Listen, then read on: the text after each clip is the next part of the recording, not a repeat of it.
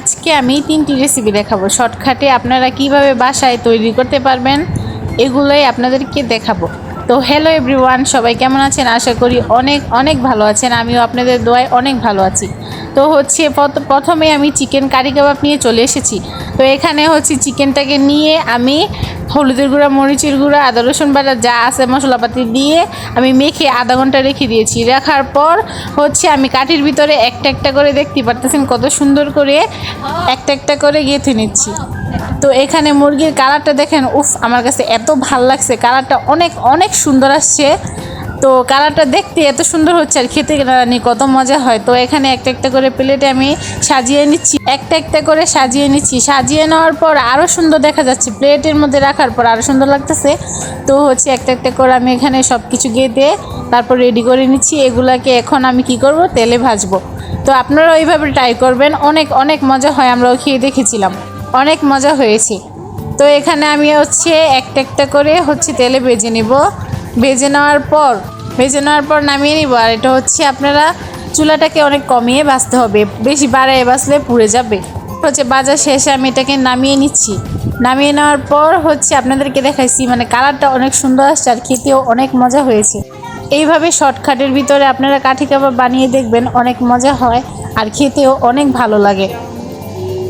তো কাঠি কাবাব শেষ করতে করতে এখানে গরু মাংস রেসিপি নিয়ে চলে এসেছি। তো এখানে মাংসটাকে আমি ভালো করে কেটে তারপর হচ্ছে ধুয়ে নিয়ে তারপর মশলা দিয়ে আদা রসুন বাটা, মরিচ বাটা, তারপর হচ্ছে স্পেশাল একটা গরুর মাংসের মশলা আছে ওইটা দিয়েছি। সব কিছু দিয়ে ভালো করে হচ্ছে মশলাটাকে কষায় নিব। পরিমাণ মতন লবণ দিয়ে দিবেন, যা আছে মানে যাবতীয় সব কিছু যা যা দেওয়া লাগে গরুর মাংসের মধ্যে সব কিছু দিবেন। গরুর মাংসটা হচ্ছে আপনার যত বেশি কষাবেন তত বেশি মজা হয়। তো ওটা হচ্ছে আপনার কষানোর উপরে ডিপেন্ড করে আপনারা কিভাবে গরুর মাংসটা রান্না করেন। অনেকেই অনেকভাবে রান্না করে, কিন্তু আমি এইভাবে রান্না করি। এইভাবে খেয়ে দেখবেন অনেক ভালো হয় এবং কি মজাও হয়। তো হচ্ছে গরুর মাংসটা দিয়ে এখন আমি লাড়াচাড়া দিয়ে গরুর মাংসটা ভালো করে কষিয়ে নেবেন। পরিমাণ মতন একটু গরম পানি দিয়ে দিবেন। গরম পানি দিলে হচ্ছে গিয়ে আপনার মাংসটা খেতে অনেক ভালো লাগে, স্বাদটাও অনেক দ্বিগুণ বেড়ে যায়, মাংসটাও সিদ্ধ হয় এবং মানে অনেক সফট হয় আর কি খেতে। তো দেখতে পারতেছেন যে আমার মাংসের কালারটাও অনেক সুন্দর হয়েছে। তারপর মাংসটা দেখতে অনেক লবণীয় লাগছে। আমার মন চাইছে এখনই আমি এক প্লেট খেয়ে ফেলি। তো হচ্ছে সব কিছুর পর যদি একটি মিষ্টি জাতীয় কিছু খাবার না হয় তাহলে কি জমে বলেন?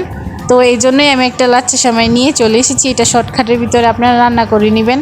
তো প্রথমেই হচ্ছে একটা হাঁড়িতে আমি প্যাকেটটাকে ঢেলে দিচ্ছি, প্যাকেটের দুধটাকে ঢেলে দিচ্ছি।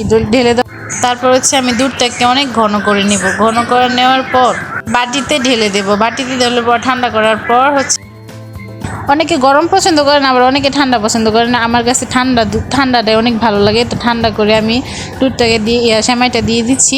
তো সেমাইটা আমি এভাবে দিয়ে দিচ্ছি। দেওয়ার পরে কয়েকটা কিশমিশ দিয়ে দিলাম।